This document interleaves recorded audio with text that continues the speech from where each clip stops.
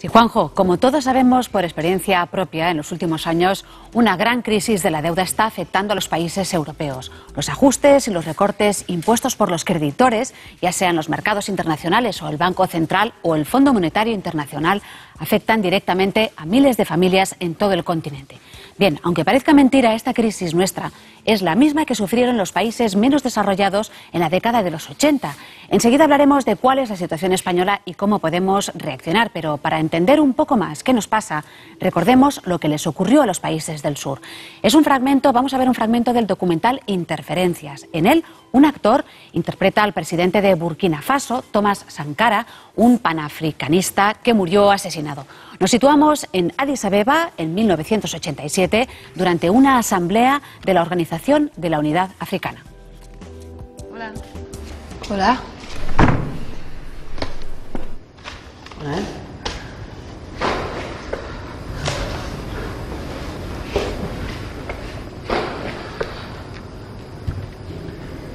Señor presidente, señores jefes de las delegaciones, quisiera decir que nosotros somos ajenos a la deuda y por tanto no podemos pagarla. Los orígenes de la deuda se remontan a los orígenes del colonialismo. Quienes nos prestaron el dinero fueron los mismos que nos colonizaron. La deuda es una reconquista sabiamente organizada. La deuda es el neocolonialismo. Los colonialistas transformados en asistentes técnicos, asesinos técnicos. Y ellos nos propusieron las fuentes de financiación, los prestamistas. Los proveedores de fondos nos fueron aconsejados, recomendados, nos presentaron dosieres, planes financieros fantásticos. Nos endeudaron por 50 años, 60 años. Nos llevaron a comprometer nuestros pueblos por más de 50 años. Nos dicen que honoremos la deuda. No es una cuestión moral. No es cuestión de pretendido no reembolsar o no reembolsar. Señor presidente, no podemos reembolsar, porque si no pagamos, los prestamistas no se van a morir. Señor presidente, si pagamos nosotros somos los que nos vamos a morir. Los que nos han conducido al endeudamiento han jugado como en un casino. Mientras ellos ganaban no había debate. Y ahora que pierden nos exigen el reembolso. Y hablan de crisis. Ellos jugaron, ellos perdieron. Son las reglas del juego. Y la vida continúa. No podemos reembolsar la deuda porque no tenemos nada que pagar. No podemos reembolsar la deuda porque no somos responsables de ella. No podemos pagar la deuda porque ellos nos deben la deuda de sangre. Y es nuestra la sangre que fue derramada. Señor presidente, los que quieren explotar África son los mismos que explotaron Europa. Europa y África tenemos un enemigo común. Y cuando nosotros decimos que la deuda no se puede pagar, no significa que estemos en contra de la moral, la dignidad o el valor de la palabra. Nosotros no creemos que tengamos la misma moral que los otros. Entre el rico y el pobre no existe la misma moral. Señor presidente, quien no desee que la deuda sea simple y llanamente anulada puede tomar su avión, dirigirse al Banco Mundial y pagar. Yo quisiera que nuestra conferencia adoptara la necesidad de decir que no podemos pagar la deuda para evitar que nos asesinen aisladamente. Con el apoyo de todos podríamos evitar pagar y evitando el pago podríamos dedicar nuestros escasos recursos al desarrollo.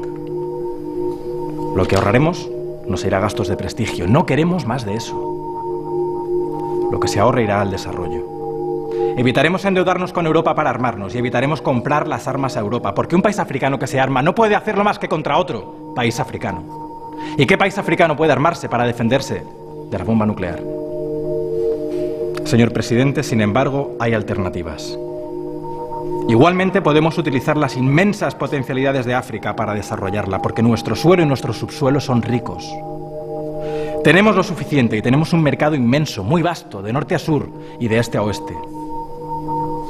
Tenemos la suficiente capacidad intelectual para crear o al menos tomar la ciencia y la tecnología allí donde la encontremos. Señor presidente, actuemos de modo que el mercado africano sea un mercado de los africanos. Producir en África, transformar en África, consumir en África. Produzcamos lo que necesitamos, consumamos lo que producimos, en lugar de importarlo.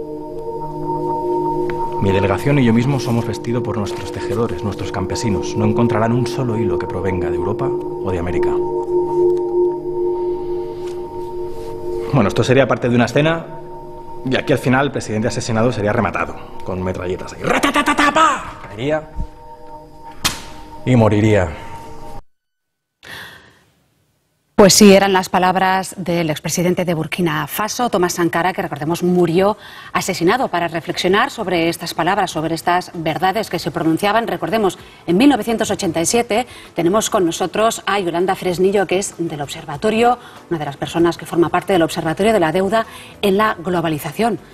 Pues bien, parece que podemos extrapolar la crisis, aquella crisis de los países africanos y latinoamericanos de los años 80 con la que vivimos ahora, los llamados países ricos o ya no tan ricos, ¿no? Yolanda, ¿qué tal? Buenas tardes. Hola, buenas tardes. Cuéntanos. Pues sí, la verdad es que cuando escuchas este discurso, muchas cosas empiezan a sonarnos muy familiares y podemos extrapolar muchísimas cosas de las que pasaron en África, en América Latina, en muchos países de Asia durante la década de los 80 y de los 90, alrededor de la crisis de la deuda, a lo que nos está pasando ahora, tanto en las causas del problema como en las medidas que se están poniendo encima de la mesa para afrontarlas, ¿no? Veamos por partes. ¿Qué fue lo que empobreció en aquel entonces a los países del sur? Hemos podido ver un poco en el discurso, pero cuéntanos. Hay muchísimas causas, ¿no? Lo que igual nos interesa a nosotros para analizar nuestra propia experiencia es que a través del endeudamiento, a través de un sobreendeudamiento y sobre todo a través de las políticas de austeridad y los recortes que se impusieron en esos países para solucionar teóricamente la crisis de la deuda, la población sufrió un empobrecimiento enorme y creciente, es decir, partía de una situación ya de mucho empobrecimiento después del colonialismo, pero aquellas medidas de austeridad pues los empobrecieron aún más, ¿no? Y establecieron unas relaciones internacionales totalmente injustas. Empobrecimiento que también está ocurriendo, ¿no?, en países europeos, por ejemplo, como España, ¿no? ¿Cómo en este caso hemos llegado a esta situación? La verdad es que la situación es compleja y se tienen que analizar muchísimos temas, pero así, simplificando un poco, hemos vivido durante muchos años en un modelo productivo basado en la especulación inmobiliaria, en la construcción, en el turismo, dependiendo mucho de importaciones del exterior, de países como Alemania, que nos ha prestado mucho dinero y nos ha vendido pues bienes de equipo, maquinaria para las industrias, y eso ha ido endeudando el país, ¿no? No hemos generado riqueza real, riqueza para cubrir las necesidades de las personas, ¿no? Nos hemos basado en eso, en la construcción de viviendas y en el turismo, ¿no? Pero, claro, en parte la responsabilidad de esta crisis es esta voluminosa deuda privada, recordemos, privada. Sí, la deuda privada es la más grande. La deuda española es más o menos el 400% del PIB, que quiere decir que estamos endeudados 4 veces lo que somos capaces de generar en un año, y el 80% de esa deuda corresponde al sector privado, es la más importante, es el sector que más se ha endeudado durante estos años. Y por lo que se refiere a las administraciones públicas y a las familias, porque claro, estás hablando del privado, ¿no?, del sistema privado, pero también aquí no reciben todos, ¿no? Sí, la principal deuda es la deuda de los bancos, que es aproximadamente 1/3 de la deuda española, luego vendría la deuda de las empresas, que es un 30%, y luego vendría la deuda de las administraciones públicas, ¿no?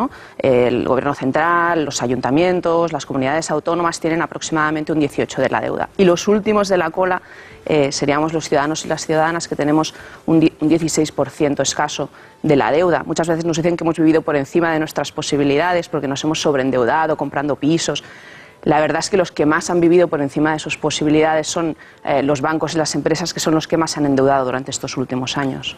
Y si el peso es mayor, el de la deuda privada es mayor, ¿por qué los ciudadanos tienen que pagar ese precio de esa deuda?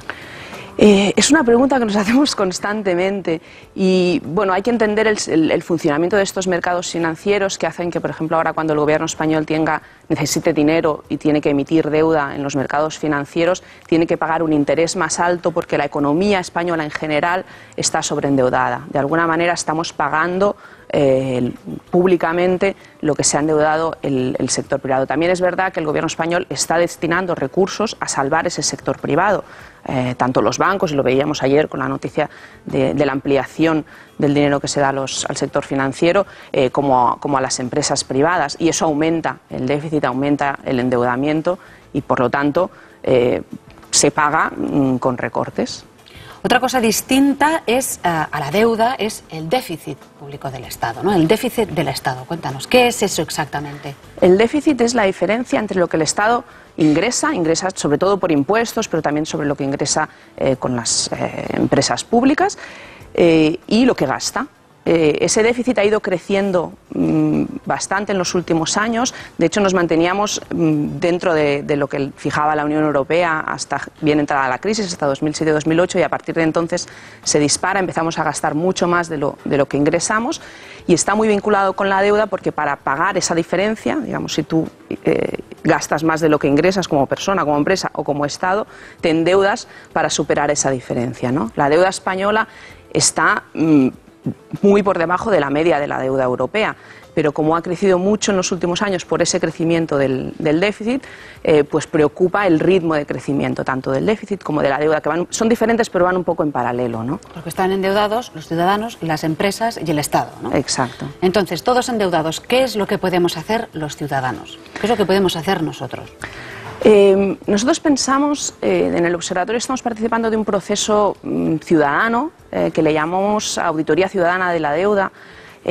Lo primero que podemos hacer es informarnos, ¿no? Cada día hay muchísimas informaciones sobre este tema en las noticias, en los periódicos, en la televisión, pero son informaciones muchas veces parciales, y proponemos que desde la ciudadanía pues analicemos esa deuda, cómo nos hemos endeudado, cómo se han endeudado los bancos, cómo se han endeudado las administraciones locales, nuestro ayuntamiento, y hagamos una auditoría ciudadana, social, no económica, no contable como la que habría una empresa, sino intentar averiguar quién es el responsable de eso, quién se ha beneficiado, quién está pagando, y con esa información poder hacer propuestas alternativas con base, digamos, con argumentos, con datos. ¿A quién se la pedimos esa auditoría? Esa auditoría la hacemos nosotros. ¿Nosotros quién? Los ciudadanos, las organizaciones sociales, las ONGs, el movimiento 15M está en este proceso. Organizaciones, nosotros llevamos 10 años trabajando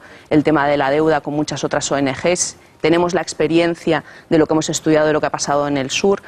En Grecia, en Portugal, en Irlanda, incluso en Francia y en Italia se están iniciando procesos similares, que la gente desde la sociedad civil organizada, desde los centros de trabajo, pueda exigir esa información pues a sus ayuntamientos, a las comunidades autónomas o al gobierno, haciendo peticiones públicas de poder acceder a esa información y a través de esa información poder hacer propuestas. Porque ahora podríamos decir, no queremos recortes y queremos que la deuda la paguen los bancos, pero en realidad es un canto al sol, ¿no? Es muy genérico. Es muy genérico. Entonces queremos poder tener esa información, elaborar esa información para, a partir del conocimiento, poder hacer propuestas que sean viables y que no carguen el peso de esa deuda y de esa crisis sobre la población, que son los que ahora estamos pagando ese despropósito, digamos. Pues Yolanda, muchísimas gracias. Yolanda Fresnillo, del Observatorio de la Deuda en la Globalización. Gracias por clarificarnos todos estos conceptos y por explicarnos cuál es la situación de España y de Europa en esta compleja crisis. Bueno, nosotros seguimos adelante.